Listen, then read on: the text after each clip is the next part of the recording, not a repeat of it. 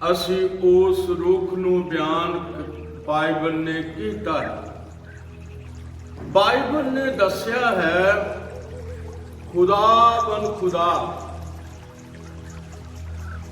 ਉਸਨੇ ਕਿਹਾ ਕਿ ਜਿਹੜਾ ਬਾਗ ਦੇ ਵਿਚਕਾਰ ਭਲੇ ਅਤੇ ਬੁਰੇ ਦੀ ਸਿਆਣ ਦਾ ਰੁੱਖ ਹੈ ਤੂੰ ਉਸ ਤੋਂ ਨਾ ਖਾਈਂ, ਕਿਉਂਕਿ ਜਿਸ ਦਿਨ ਤੂੰ ਉਸ ਤੋਂ ਖਾਵੇਂਗਾ ਤੂੰ ਜ਼ਰੂਰ ਮਰੇਗਾ। ਮੇਰਾ ਜੀ, ਜੋ ਬਾਗੇ ਆਦਨ ਦੇ ਅੰਦਰ ਦੋ ਰੁੱਖ ਨੇ ਔਰ ਇਹ ਦੋ ਰੁੱਖ ਜਿਹੜੇ ਨੇ, ਇੱਕ ਜੀਵਨ ਦਾ ਰੁੱਖ ਹੈ ਔਰ ਇੱਕ ਭਲੇ ਅਤੇ ਬੁਰੇ ਦੀ ਸਿਆਣ ਦਾ ਰੁੱਖ ਹੈ। ਖੁਦਾ ਨੇ ਕਿਹਾ ਹੈ ਕਿ ਤੁਸੀਂ ਸਾਰੇ ਰੁੱਖਾਂ ਤੋਂ ਖਾਇਓ, ਪਰ ਜਿਹੜਾ ਭਲੇ ਅਤੇ ਬੁਰੇ ਦੀ ਸਿਆਣ ਦਾ ਰੁੱਖ ਹੈ ਤੂੰ ਉਸ ਤੋਂ ਨਾ ਖਾਣਾ, ਕਿਉਂਕਿ ਜਿਸ ਦਿਨ ਤੂੰ ਉਸ ਤੋਂ ਖਾਵੇਂਗਾ ਤੂੰ ਉਸ ਦਿਨ ਜ਼ਰੂਰ ਮਰੇਗਾ। ਔਰ ਹੁਣ ਅਸੀਂ ਬਾਈਬਲ ਦੇ ਉਤਪਤ ਦੀ ਕਿਤਾਬ ਉਸ ਦੇ 30ਵੇਂ ਅਧਿਆਏ ਦੀਆਂ ਪਹਿਲੀਆਂ ਆਇਤਾਂ ਵਿੱਚ ਜਾਂਦੇ ਹਾਂ ਔਰ ਲਿਖਿਆ ਹੈ, ਸਭ ਜੰਗਲੀ ਜਾਨਵਰਾਂ ਨਾਲੋਂ ਜਿਨ੍ਹਾਂ ਨੂੰ ਯਹੋਵਾ ਪਰਮੇਸ਼ਰ ਨੇ ਬਣਾਇਆ ਸੀ ਚਾਤਰ ਸੀ, ਅਤੇ ਉਸ ਨੇ ਉਸ ਤੀਵੀ ਨੂੰ ਆਖਿਆ, ਭਲਾ ਪਰਮੇਸ਼ਰ ਨੇ ਸੱਚਮੁੱਚ ਆਖਿਆ ਹੈ ਕਿ ਬਾਗ ਦੇ ਕਿਸੇ ਬਿਰਛ ਤੋਂ ਤੁਸੀਂ ਨਾ ਖਾਓ। ਤੀਵੀ ਨੇ ਸੱਪ ਨੂੰ ਆਖਿਆ ਕਿ ਬਾਗ ਦੇ ਬਿਰਛਾਂ ਤੋਂ, ਬਾਗ ਦੇ ਬਿਰਛਾਂ ਦੇ ਫਲਾਂ ਤੋਂ ਅਸੀਂ ਖਾਂਦੇ ਹਾਂ, ਪਰ ਜਿਹੜਾ ਬਿਰਛ ਬਾਗ ਦੇ ਵਿਚਕਾਰ ਹੈ ਉਸ ਦੇ ਫਲ ਤੋਂ ਪਰਮੇਸ਼ਰ ਨੇ ਆਖਿਆ ਤੁਸੀਂ ਨਾ ਖਾਓ ਔਰ ਨਾ ਉਹਨੂੰ ਹੱਥ ਲਾਓ, ਅਜਿਹਾ ਨਾ ਹੋਵੇ ਕਿ ਤੁਸੀਂ ਮਰ ਜਾਓ। ਐਸਾ ਇੱਕ ਬਿਰਛ ਹੈ ਜਿਹੜਾ ਮੌਤ ਲੈ ਕੇ ਆਉਂਦਾ ਹੈ। ਐਸਾ ਇੱਕ ਰੁੱਖ ਹੈ ਜਿਹੜਾ ਜੀਵਨ ਲੈ ਕੇ ਆਉਂਦਾ ਹੈ, ਔਰ ਜਿਹੜਾ ਜੀਵਨ ਲੈ ਕੇ ਆਉਂਦਾ ਹੈ ਉਸ ਰੁੱਖ ਤੋਂ ਖਾਦਿਆਂ ਤੇ ਹਮੇਸ਼ਾ ਜ਼ਿੰਦਗੀ ਮਿਲਦੀ ਹੈ। ਪਰ ਇੱਕ ਰੁੱਖ ਜਿਹਦੇ ਬਾਰੇ ਸਾਡੇ ਯਹੋਵਾ ਪਰਮੇਸ਼ਰ ਨੇ ਇਹ ਆਖਿਆ ਹੈ ਕਿ ਜਿਹੜਾ ਰੁੱਖ ਬਾਗ ਦੇ ਵਿਚਕਾਰ ਭਲੇ ਅਤੇ ਬੁਰੇ ਦੀ ਸਿਆਣ ਦਾ ਰੁੱਖ ਹੈ, ਤੁਸੀਂ ਉਸ ਤੋਂ ਨਾ ਖਾਣਾ, ਅਜਿਹਾ ਨਾ ਹੋਵੇ ਜੋ ਤੁਸੀਂ ਮਰ ਜਾਓ। ਹੁਣ ਇਹ ਸੱਪ ਖੜਾ ਹੈ, ਸੱਪ ਬੰਦੇ ਵਰਗਾ ਹੈ, ਇਹਦੀਆਂ ਲੱਤਾਂ ਬਾਹਾਂ ਬਿਲਕੁਲ ਬੰਦੇ ਵਰਗੀਆਂ ਔਰ ਇਹਦਾ ਚਿਹਰਾ ਮੋਹਰਾ ਬਿਲਕੁਲ ਬੰਦੇ ਵਰਗਾ, ਅਰੇ ਮੂੰਹ ਤੋਂ ਗੱਲਾਂ ਕਰਦਾ ਹੈ। ਬਾਈਬਲ ਕਹਿੰਦੀ ਹੈ ਉਤਪਤੀ 30ਵਾਂ ਅਧਿਆਏ ਕਿ ਉਹ ਮਨੁੱਖ ਵਾਂਗੂ ਗੱਲਾਂ ਕਰਦਾ ਹੈ। ਔਰ ਉਸਨੇ ਗੱਲਾਂ ਕਿਹਦੇ ਨਾਲ ਕੀਤੀਆਂ ਨੇ? ਉਸਨੇ ਗੱਲਾਂ ਹਵਾ ਨਾਲ ਕੀਤੀਆਂ। ਔਰ ਜਦੋਂ ਹਵਾ ਨਾਲ ਉਸਨੇ ਗੱਲਾਂ ਕੀਤੀਆਂ ਔਰ ਉਸਨੇ ਕਿਹਾ, ਸਵਾਲ ਕੀਤਾ ਕਿ ਤੁਸੀਂ ਬਾਗ ਦੇ ਸਾਰੇ ਬਿਰਛਾਂ ਤੋਂ ਖਾਂਦੇ ਹੋ? ਹਵਾ ਨੇ ਅੱਗੋਂ ਆਖਿਆ, ਹਾਂ ਅਸੀਂ ਸਾਰੇ ਬਿਰਛਾਂ ਤੋਂ ਖਾਂਦੇ ਹਾਂ, ਪਰ ਜਿਹੜਾ ਬਾਗ ਦੇ ਵਿਚਕਾਰ ਭਲੇ ਅਤੇ ਬੁਰੇ ਦੀ ਸਿਆਣ ਦਾ ਰੁੱਖ ਹੈ, ਉਸ ਤੋਂ ਸਾਨੂੰ ਯਹੋਵਾ ਪਰਮੇਸ਼ਰ ਨੇ ਕਿਹਾ, ਉਸ ਤੋਂ ਨਾ ਖਾਇਓ, ਅਜਿਹਾ ਨਾ ਹੋਵੇ ਜੋ ਤੁਸੀਂ ਮਰ ਜਾਓ। ਪਰ ਹੁਣ ਸੱਪ ਕਹਿੰਦਾ ਹੈ, ਮੈਂ ਤੁਹਾਡੇ ਸਾਹਮਣੇ ਪੜ੍ਹਨਾ ਚਾਹੁੰਦਾ ਹਾਂ। ਸੱਪ ਕਹਿੰਦਾ ਹੈ, ਪਰ ਸੱਪ ਨੇ ਤੀਵੀ ਨੂੰ ਆਖਿਆ ਕਿ ਤੁਸੀਂ ਕਦੀ ਨਾ ਮਰੋਗੇ, ਸਗੋਂ ਪਰਮੇਸ਼ਵਰ ਜਾਣਦਾ ਹੈ ਕਿ ਜਿਸ ਦਿਨ ਤੁਸੀਂ ਉਸ ਤੋਂ ਖਾਓਗੇ ਤੁਹਾਡੀਆਂ ਅੱਖਾਂ ਖੁੱਲ ਜਾਣਗੀਆਂ ਅਤੇ ਤੁਸੀਂ ਪਰਮੇਸ਼ਵਰ ਵਾਂਗੂ ਭਲੇ ਬੁਰੇ ਦੀ ਸਿਆਣ ਵਾਲੇ ਹੋ ਜਾਓਗੇ। ਜਾਂ ਤੀਵੀ ਨੇ ਵੇਖਿਆ ਕਿ ਉਹ ਬਿਰਛ ਖਾਣ ਲਈ ਚੰਗਾ ਹੈ ਅਤੇ ਅੱਖੀਆਂ ਨੂੰ ਭਾਉਂਦਾ ਹੈ ਅਤੇ ਉਹ ਬਿਰਛ ਬੁੱਧ ਦੇਣ ਲਈ ਲੋੜੀਦਾ ਹੈ, ਤਾਂ ਉਸ ਨੇ ਉਹਦੇ ਫਲ ਤੋਂ ਲਿਆ ਅਤੇ ਆਪ ਖਾਧਾ, ਨਾਲੇ ਆਪਣੇ ਪਤੀ ਨੂੰ ਵੀ ਦਿੱਤਾ। ਤਦ ਉਹਨਾਂ ਦੀਆਂ ਅੱਖੀਆਂ ਖੁੱਲ ਗਈਆਂ ਅਤੇ ਉਹਨਾਂ ਨੇ ਜਾਣ ਲਿਆ ਭਾਈ ਅਸੀਂ ਨੰਗੇ ਹਾਂ। ਸੋ ਉਹਨਾਂ ਨੇ ਫਗੂੜੀ ਦੇ ਪੱਤੇ ਸਿਉਂ ਕੇ ਤੇ ਆਪਣੇ ਆਪ ਨੂੰ ਕੱਜਣਾ ਸ਼ੁਰੂ ਕੀਤਾ। ਇਹ ਰੁੱਖ ਭਲੇ ਤੇ ਬੁਰੇ ਦੀ ਸਿਆਣ ਦਾ ਰੁੱਖ, ਜਿਹਨੂੰ ਅੱਜ ਕੋਈ ਸਮਝਦਾ ਨਹੀਂ। ਸਾਰੇ ਇਸ ਫਲ ਦੇ ਉੱਤੇ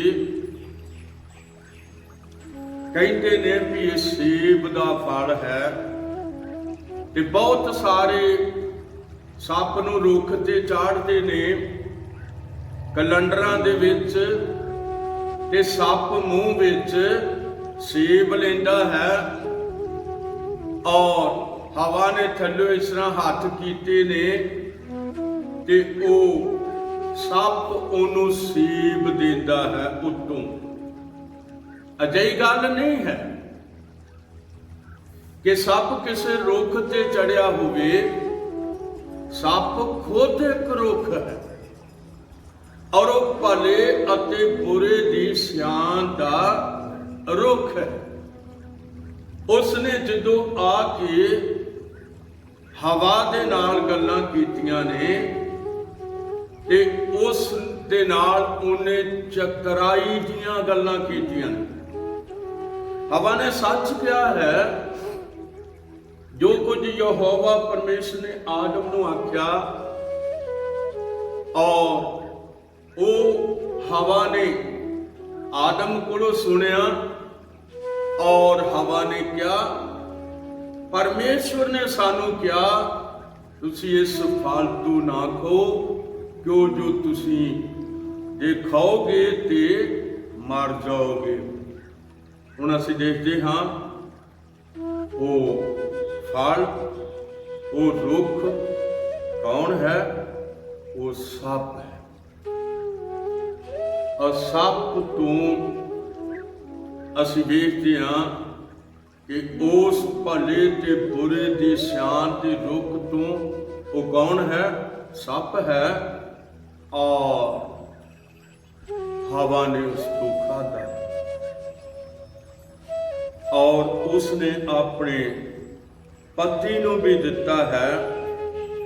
ਔਰ ਇੱਥੇ ਲਿਖਿਆ ਹੈ, ਮੈਂ ਤੁਹਾਡੇ ਸਾਹਮਣੇ ਪੜ੍ਹਨਾ ਚਾਹੁੰਦਾ ਹਾਂ ਕਿ 3:17 ਹੈ। ਫਿਰ ਉਸਨੇ ਆਖਿਆ,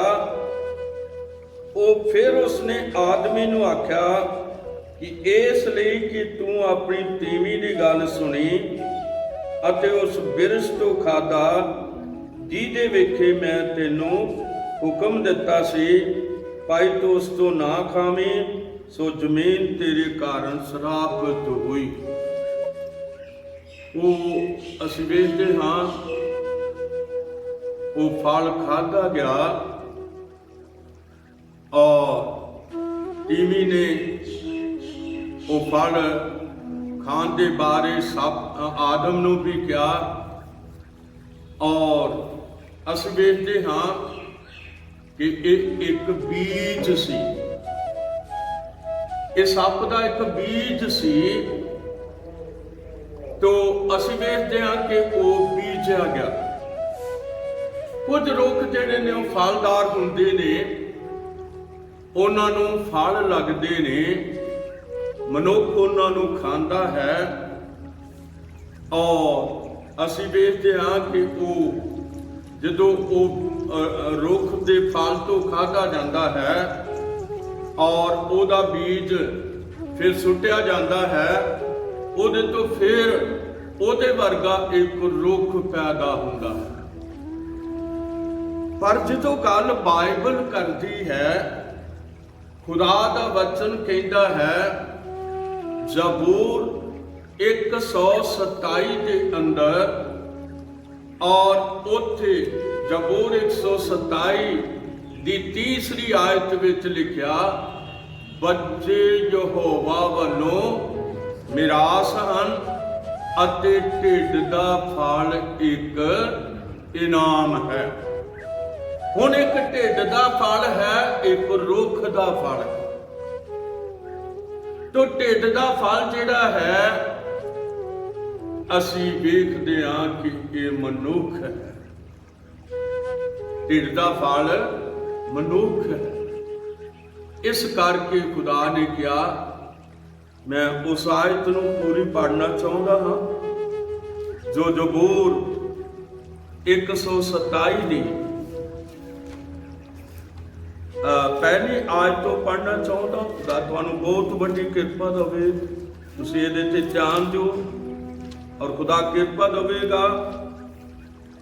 जेकर यहोवा ही घर ना बनावे तां उस दे बनाउण वाले दी मेहनत व्यर्थ है।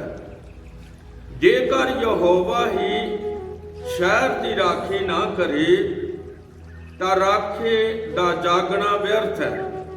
तुहाडा सवेर दा उठना ते वेर तीक बैठे रहना ते दुखां दी रोटी खानी व्यर्थ है। वो तां अपने प्रीतम नूं नींद देंदा है। वेखो बच्चे यहोवा वल्लों मिरास हन अते ढिड दा फल एक इनाम है। अज असीं वेखदे हां कि आदम और हवा और तीसरा उन्हां विच कौन है? तीसरा उन्हां विच सप है। आदम, उसकी पत्नी हवा, और तीसरा उन्हां विच कौन है? तीसरा उन्हां विच सप है। तो असीं सप नूं हवा नाल गल्लां करदिआं वेखदे हां। असीं हवा नाल सप नूं गल्लां करदिआं वेखदे हां। और फिर इत्थे लिखिआ होया है 8वीं आयत दे अंदर 3 दी 8 आयत मैं तुहाडे सामने पढ़ने चाहुंदा हां।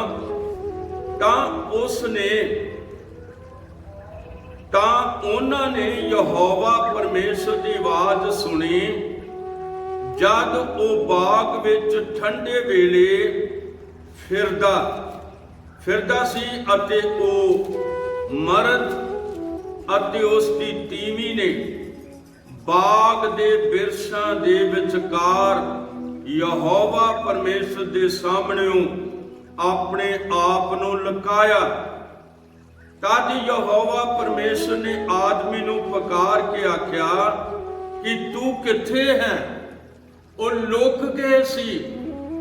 पहला उन्हां नूं नहीं सी पता। यहोवा परमेश्वर दे सामने वो कदे लुके नहीं सी।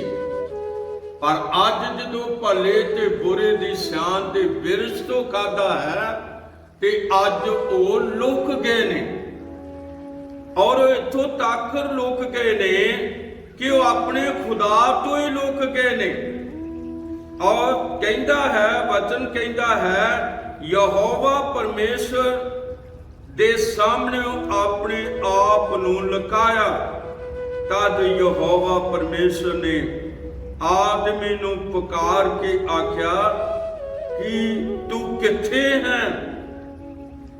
उसने आख्या कि मैं तेरी आवाज बाग विच सुन के डर गया, क्यों जो मैं नंगा हाँ, सो मैं अपने आप नूं लुकाया। तां उसने आख्या किन तैनूं दस्या है भाई तू नंगा है? जिस बिरछ तो मैं तैनूं हुक्म दिता सी कि तू उस तो ना खाई, कि तू उस तो खादा? क्वेश्चन मार्क है। तू उस तो खादा? फिर आदमी ने आख्या कि जिस तीवी नूं तू मैनू दिता सी उसने इस बिरछ तो मैनू दिता ते मैं खादा।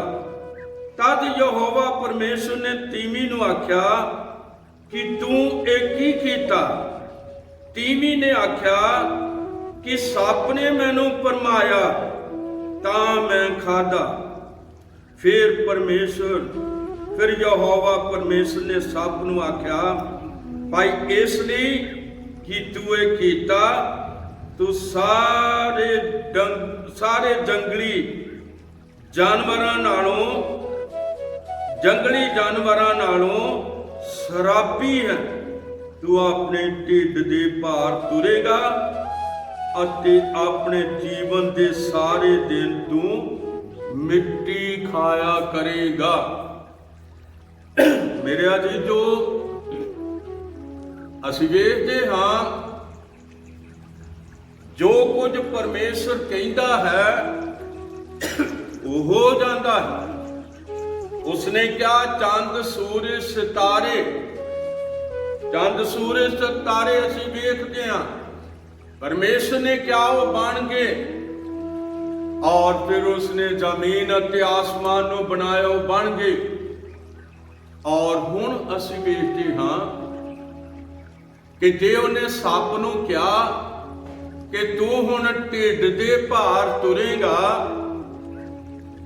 ते भाई भैणों विश्वास होना चाहिए ओदियां लत्तां भी जांदियां रहियां, ओदियां बाहां भी जांदियां रहियां, और ओदा चेहरा भी सरापिया गया, और वो धरती दे उत्ते एक डंडे वांगू लम्मा हो गया, ना कोई ओदा हाथ ना कोई ओदा पैर।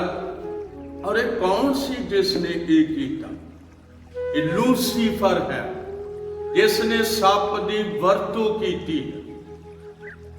और लूसीफर एक आत्मा है, और आत्मा जिहड़ा है वो मतलब जानवरां दे विच वड़ सकदा है। ओही आत्मा जिहड़ा है वो मनुखां दे अंदर भी वड़ सकदा है। प्रभु तुहानूं बहुत वड्डी किरपा देवे। मेरे कोल समा थोड़ा है, पर मैं तुहानूं फिर भी हिजकीएल 28 दे विच जरूर लैके जावांगा, क्योंकि वो अज दे संदेश दे नाल हिजकीएल 28 जिहड़ा है वो मेल खांदा है। और लिखिया है 12, हे आदमी दे पुत्र, सूर दे पातशाह ते मैन चुक अते ओनू आख, प्रभु यहोवा इउं फरमाउंदा है, तू उत्तमताई दा मोहर है, बुद्धि नाल भरपूर ते सुंदरता विच संपूर्ण। तू अदन दे विच परमेश्वर दे बाग विच सैं। हरेक वड मुल्ला पत्थर तेरे ढकण लई सी, जिवें लाल अकीक, सुनहला ते दुधिया बिलौर और बैरूस, सुलेमानी जसब, नीलम, ਪੰਨਾ ਅਤੇ ਜ਼ਬਰਦਸਤ ਸੋਨਾ ਅਤੇ ਤੇਰੇ ਤਮੂਰੇ ਅਤੇ ਤੇਰੀਆਂ ਬੰਸਰੀਆਂ ਦੀ ਕਾਰਾਗਰੀ ਤੇਰੇ ਵਿੱਚ ਸੀ। ਤੇਰੇ ਉਤਪਤ ਦੇ ਦਿਹਾੜੇ ਤੋਂ ਤਿਆਰ ਕੀਤੀਆਂ ਗਈਆਂ। ਤੂੰ ਮਸਾ ਕੀਤਾ ਹੋਇਆ ਕਰੂਬੀ ਸੈਂ ਜਿਹੜਾ ਢੱਕਦਾ ਸੀ, ਅਤੇ ਮੈਂ ਤੈਨੂੰ ਪਰਮੇਸ਼ਰ ਦੇ ਪਵਿੱਤਰ ਪਰਬਤ ਤੋਂ ਥੱਲੇ ਸੁੱਟ ਦਿੱਤਾ। ਮੈਂ ਤੈਨੂੰ ਪਰਮੇਸ਼ਰ ਦੇ ਪਵਿੱਤਰ ਪਰਬਤ ਉੱਤੇ ਰੱਖਿਆ। ਮੈਂ ਤੈਨੂੰ ਪਰਮੇਸ਼ਰ ਦੇ ਪਵਿੱਤਰ ਪਰਬਤ ਉੱਤੇ ਰੱਖਿਆ। ਤੂੰ ਅੱਗ ਦੇ ਪੱਥਰਾਂ ਵਿੱਚ ਤੁਰਦਾ ਫਿਰਦਾ ਸੀ। ਤੂੰ ਆਪਣੇ ਜਨਮ ਦੇ ਦਿਹਾੜੇ ਤੋਂ ਆਪਣੇ ਮਾਰਗਾਂ ਵਿੱਚ ਪੂਰਾ ਸੈਂ। ਔਰ ਲਿਖਿਆ ਤੂੰ ਆਪਣੇ ਇੱਥੋਂ ਤੀਕਰ ਕਿ ਤੇਰੇ ਵਿੱਚ ਬੇਇਨਸਾਫੀ ਪਾਈ ਗਈ। ਤੇਰੇ ਵਪਾਰ ਦੇ ਵਾਅਦੇ ਦੇ ਕਾਰਨ ਉਹਨਾਂ ਤੇਰੇ ਵਿੱਚ ਜ਼ੁਲਮ ਭਰ ਦਿੱਤਾ ਅਤੇ ਤੂੰ ਪਾਪ ਕੀਤਾ। ਇਸ ਲਈ ਮੈਂ ਤੈਨੂੰ ਪਰਮੇਸ਼ਰ ਦੇ ਪਰਬਤ ਤੋਂ ਨਾਪਾਕੀ ਵਾਂਗੂ ਥੱਲੇ ਸੁੱਟ ਦਿੱਤਾ। ਹੁਣ ਇਹ ਜ਼ਮੀਨ ਦੇ ਉੱਤੇ ਆਇਆ ਹੈ ਔਰ ਇਸ ਨੇ ਸੱਪ ਨੂੰ ਇਸ ਦਾ ਮਾਰ ਕੀਤਾ। ਔਰ ਮੇਰੇ ਕੋਲ 5-6 ਮਿੰਟ ਬਾਕੀ ਨੇ। ਔਰ ਜਦੋਂ ਹਵਾ ਨੇ ਇੱਕ ਪੁੱਤਰ ਨੂੰ ਜਨਮ ਦਿੱਤਾ ਔਰ ਉਹਨੇ ਕਿਹਾ ਮੈਨੂੰ ਯਹੋਵਾ ਵੱਲੋਂ ਇੱਕ ਪੁੱਤਰ ਮਿਲਿਆ ਹੈ। ਉਹਦਾ ਨਾਂ ਕੀ ਰੱਖਿਆ ਹੈ? ਕੈਨ ਰੱਖਿਆ। ਫਿਰ ਉਸ ਨੂੰ ਇੱਕ ਪੁੱਤਰ ਮਿਲਿਆ ਔਰ ਉਸਨੇ ਉਹਦਾ ਨਾਂ ਹਾਬਿਲ ਰੱਖਿਆ। ਔਰ ਮੇਰੇ ਅਜੀਜ਼ੋ, ਅਸੀਂ ਕੰਮਾਂ ਤੇ ਨਿਰਭਰ ਕਰਦੇ ਹਾਂ। ਕੰਮ ਕਿਹੜੇ ਨੇ? ਆਓ ਅਸੀਂ ਉਤਪੱਤੀ 4 ਦੀ 8 ਆਇਤ ਮੈਂ ਤੁਹਾਡੇ ਸਾਹਮਣੇ ਪੜ੍ਹਨੀ ਚਾਹੁੰਦਾ। ਔਰ ਉਤਪੱਤੀ 4:8 ਵਿੱਚ ਲਿਖਿਆ ਹੈ, ਫਿਰ ਕਾਇਨ ਨੇ ਆਪਣੇ ਭਰਾ ਹਾਬਲ ਨੂੰ ਕੁਝ ਕਿਹਾ, ਅਤੇ ਜਦ ਉਹ ਖੇਤ ਵਿੱਚ ਸਨ ਤਾਂ ਇਉਂ ਹੋਇਆ ਕਿ ਕੈਨ ਨੇ ਆਪਣੇ ਭਰਾ ਹਾਬਲ ਦੇ ਵਿਰੁੱਧ ਉੱਠ ਕੇ ਉਹਨੂੰ ਮਾਰ ਸੁੱਟਿਆ। ਪਾਪ ਵੀ ਉਸ ਸੱਪ ਦੇ ਜ਼ਰੀਏ ਆਇਆ ਔਰ ਮੌਤ ਵੀ ਉਸ ਸੱਪ ਦੇ ਪੁੱਤਰ ਦੇ ਜ਼ਰੀਏ ਆਈ, ਕਿਉਂਕਿ ਉਸਨੇ ਕੈਨ ਨੂੰ ਮਾਰ ਦਿੱਤਾ। ਔਰ ਇਹ ਸਾਰੀ ਚੀਜ਼ਾਂ ਜਿਹੜੀਆਂ ਬੁਰਾਈ ਨਾਲ ਭਰੀਆਂ ਹੋਈਆਂ ਨੇ, ਇਹ ਸਭ ਉਸੇ ਤੋਂ ਆਈਆਂ ਨੇ। ਲਿਖਿਆ ਤਾਂ ਯਹੋਵਾ ਨੇ ਕੈਨ ਨੂੰ ਆਖਿਆ, ਤੇਰਾ ਭਰਾ ਹਾਬਲ ਕਿੱਥੇ ਹੈ? ਉਸਨੇ ਆਖਿਆ, ਮੈਂ ਨਹੀਂ ਜਾਣਦਾ, ਭਲਾ ਮੈਂ ਆਪਣੇ ਭਰਾ ਦਾ ਰਾਖਾ ਹਾਂ। ਫਿਰ ਉਸਨੇ ਆਖਿਆ ਕਿ ਤੂੰ ਕੀ ਕੀਤਾ? ਤੇਰੇ ਭਰਾ ਦੇ ਲਹੂ ਦੀ ਆਵਾਜ਼ ਜ਼ਮੀਨ ਵੱਲੋਂ ਮੇਰੇ ਅੱਗੇ ਦੁਹਾਈ ਦਿੰਦੀ ਹੈ। ਹੁਣ ਤੂੰ ਜ਼ਮੀਨ ਤੋਂ, ਜਿਸ ਨੇ ਆਪਣਾ ਮੂੰਹ ਖੋਲ ਕੇ ਤੇਰੇ ਭਰਾ ਦੇ ਲਹੂ ਨੂੰ ਤੇਰੇ ਹੱਥੋਂ ਲੈਣ ਲਈ ਖੋਲਿਆ ਹੈ, ਉਹ ਸ਼ਰਾਪੀ ਹੋਈ। ਜਾਂ ਤੂੰ ਜ਼ਮੀਨ ਦੀ ਵਾਹੀ ਰਾਖੀ ਕਰੇਗਾ, ਉਹ ਤੇਰੇ ਲਈ ਜ਼ਮੀਨ ਦੀ ਪੂਰੀ ਫਸਲ ਨਾ ਦੇਵੇਗੀ, ਅਤੇ ਤੂੰ ਜ਼ਮੀਨ ਦੇ ਉੱਤੇ ਭਗੌੜਾ ਅਤੇ ਪੌਂਦੂ ਹੋਵੇਗਾ। ਸੋ ਅਸੀਂ ਵੇਖਦੇ ਹਾਂ ਕਿ ਖੁਦਾ ਨੇ ਹਾਬਲ ਦੀ ਥਾਂ ਫਿਰ ਆਦਮ ਨੂੰ ਇੱਕ ਪੁੱਤਰ ਦਿੱਤਾ ਔਰ ਉਹਦਾ ਨਾਂ ਉਹਨੇ ਸੇਤ ਰੱਖਿਆ। ਔਰ ਜਦ ਉਹਦਾ ਨਾਂ ਸੇਤ ਰੱਖਿਆ ਤੇ ਅਸੀਂ ਵੇਖਦੇ ਹਾਂ ਕਿ ਕੈਨ ਉਸ ਵੰਸ਼ਾਵਲੀ ਵਿੱਚ ਨਹੀਂ ਆਉਂਦਾ ਆਦਮਵਾਲੀ ਚ। ਭਾਵੇਂ ਕੈਨ ਜਿਉਂਦਾ ਹੈ, ਪਰ ਉਹਨੂੰ ਖੁਦਾ ਨੇ ਆਦਮ ਦੀ ਵੰਸ਼ਾਵਲੀ ਵਿੱਚ ਨਹੀਂ ਰੱਖਿਆ ਹੋਇਆ। ਮੇਰਾ ਜੀਜੋ, ਜਿਹੜੇ ਖੁਦਾ ਦੇ ਵਿਰੋਧ ਵਿੱਚ ਚੱਲਦੇ ਨੇ, और मैं तुहाडे सामने एक आयत देनी चाहता हाँ, जिहड़ी आयत यूहन्ना बपतिस्मा देण वाले ने बोली है। मैं तुहाडे सामने उस आयत नूं जरूर रखांगा, क्योंकि जरूरी है कि वो आयत, ये जिहड़ा गवाह है, ये यूहन्ना बपतिस्मा देण वाला गवाह है। और यूहन्ना बपतिस्मा देण वाला लिखा है मत्ती दी अंजील और उसका 3रा अध्याय और उसकी 7वीं ते 8वीं पढ़नी चाहता है। पर जां उसने वेख्या जो फरीसियां अते सदूकियां विचों बथेरे बपतिस्मा लैण नूं आउंदे हन, तां ਉਹਨਾਂ ਨੂੰ ਕਿਹਾ ਕਿ हे ਸੱਪਾਂ ਦੇ ਬੱਚਿਓ, हे ਸੱਪਾਂ ਦੇ ਬੱਚਿਓ, ਲਿਖਿਆ हे ਸੱਪਾਂ ਦੇ ਬੱਚਿਓ, ਤੁਹਾਨੂੰ ਆਉਣ ਵਾਲੇ ਕ੍ਰੋਧ ਤੋਂ ਕਿਨ ਭੱਜਣਾ ਦੱਸਿਆ, ਜੋ ਤੁਸੀਂ ਤੌਬਾ ਜੋਗਾ ਫਲ ਦਿਓ। ਫਿਰ ਅਸੀਂ ਜੋ ਇਹਦੇ ਤੋਂ ਦੂਸਰੇ ਹਵਾਲੇ ਵਿੱਚ ਯीशु मसीह ने कहा नागां दे बच्चों। ਇਹਦਾ ਪਤਾ ਲੱਗਦਾ ਹੈ ਕਿ ਇਹ कैन ਦੀ ਵੰਸ਼ਾਵਲੀ ਇਸ ਦੁਨੀਆ ਦੇ ਵਿੱਚ ਹੈ। और ਅਸੀਂ ਵੇਖਦੇ ਹਾਂ ਕਿ ਆਦਮ ਦੀ ਵੰਸ਼ਾਵਲੀ ਵੀ ਇਸ ਦੁਨੀਆ ਵਿੱਚ ਹੈ। और ਜਿਹੜੀ कैन ਦੀ ਵੰਸ਼ਾਵਲੀ ਹੈ, ਇਹਨੂੰ ਅਸੀਂ 4 ਦੀ ਉਤਪਤ 4 ਦੀ 16 ਵਿੱਚ ਪੜ੍ਹਦੇ ਹਾਂ।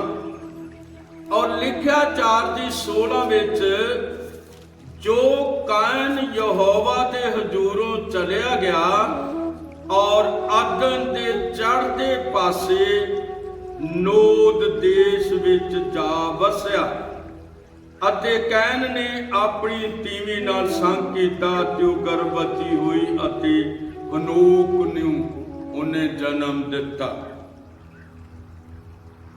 ਉਧਰ ਅਸੀਂ ਵੇਖਦੇ ਹਾਂ ਕਿ ਆਦਮ ਤੇ ਹਵਾ ਨੂੰ ਖੁਦਾ ਨੇ ਸੇਧ ਦਿੱਤਾ ਹੈ। ਸੱਪ ਦੀ ਔਲਾਦ ਜਾਣੇ ਕਿ ਕੈਨ ਨੂੰ ਹਨੋਕ ਦਿੱਤਾ। ਹੁਣ ਰੌਲਾ ਪਾ ਸਕਦੇ ਹੋ ਵੀ ਹਨੋਕ ਉੱਥੇ 7ਵੀਂ ਪੀੜ੍ਹੀ ਦਾ ਹੈ, ਪਰ ਉਹ ਤੇ ਆਦਮ ਦੀ ਪੀੜ੍ਹੀ ਦਾ ਹੈ। ਉਹ ਆਦਮ ਤੋਂ 7ਵੀਂ ਪੀੜ੍ਹੀ ਦਾ ਹਨੋਕ ਹੈ, ਜਿਹੜਾ ਪਰਮੇਸ਼ਵਰ ਦੇ ਨਾਲ ਚੱਲਦਾ ਚੱਲਦਾ ਅਲੋਪ ਹੋ ਗਿਆ। ਉਹ ਪਰਮੇਸ਼ਵਰ ਦੇ ਨਾਲ ਚੱਲਿਆ। ਇਹ ਕੈਨ ਦਾ ਪੁੱਤਰ ਹਨੋਕ ਕੀ ਦੇ ਨਾਲ ਚੱਲਿਆ। ਇਹਨੂੰ ਤੁਸੀਂ ਜ਼ਰੂਰ ਆਪਣੀ ਬਾਈਬਲ ਵਿੱਚ ਪੜ੍ਹਿਓ। ਇਹ ਉਤਪਤੀ 4 ਦੀ 16 ਦੇ ਅੰਦਰ ਹੈ। ਪਰ ਜੇ ਤੁਸੀਂ ਆਦਮ ਦੀ ਵੰਸ਼ਾਵਲੀ, ਜਿਨ੍ਹਾਂ ਨੂੰ ਲਿਖਤ ਵਿੱਚ ਪਰਮੇਸ਼ਵਰ ਦੇ ਪੁੱਤਰ ਆਖਿਆ ਹੈ, ਇਹਨਾਂ ਨੂੰ ਤੁਸੀਂ ਉਤਪਤੀ 5ਵੇਂ ਅਧਿਆਏ ਦੇ ਵਿੱਚ ਪੜ੍ਹਦੇ ਹੋ। ਅੱਜ ਦਾ ਇਹ ਛੋਟਾ ਸੰਦੇਸ਼ ਸੀ, ਜਿਹੜਾ ਇੱਕ ਮੁੱਢਲਾ ਸੰਦੇਸ਼ ਸੀਗਾ। ਔਰ ਇਹਦੇ ਅੰਦਰ ਮੈਂ ਤੁਹਾਨੂੰ ਦੱਸ ਚੁੱਕਿਆ ਹਾਂ, ਭਾਵੇਂ ਲੋਕ ਸੇਬ ਆਖਣ, ਭਾਵੇਂ ਜੋ ਕੁਛ ਮਰਜ਼ੀ ਆਖਣ, ਭਾਵੇਂ ਕਣਕ ਦਾ ਦਾਣਾ ਆਖਣ, ਪਰ ਇਹ ਸਭ ਕੀ ਹੈ? ਇਹ ਸਭ ਮਤਲਬ ਮਨੁੱਖ ਦੀਆਂ ਗੱਲਾਂ ਨੇ। ਪਰ ਜਿਹੜੀ ਪਰਮੇਸ਼ਵਰ ਦੀ ਗੱਲ ਹੈ, ਜਿਹੜੀ ਪਰਮੇਸ਼ਵਰ ਦਾ ਵਚਨ ਹੈ, ਉਹ ਮੈਂ ਤੁਹਾਡੇ ਸਾਹਮਣੇ ਪੇਸ਼ ਕੀਤਾ ਹੈ। ਪ੍ਰਭੂ ਤੁਹਾਨੂੰ ਬਹੁਤ ਵੱਡੀ ਕਿਰਪਾ ਦੇਵੇ।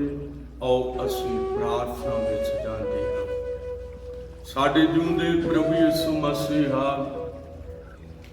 ਅੱਜ ਦਾ ਸੱਚਾ ਤੇ ਜਿਉਂਦਾ ਵਚਨ ਪ੍ਰਭੂ ਤੇਰੇ ਲੋਕਾਂ ਦੇ ਕੋਲ ਪਹੁੰਚੇ, ਔਰ ਤੇਰੇ ਲੋਕ ਇਸ ਸੱਚਾਈ ਨੂੰ ਜਾਣ ਲੈਣ।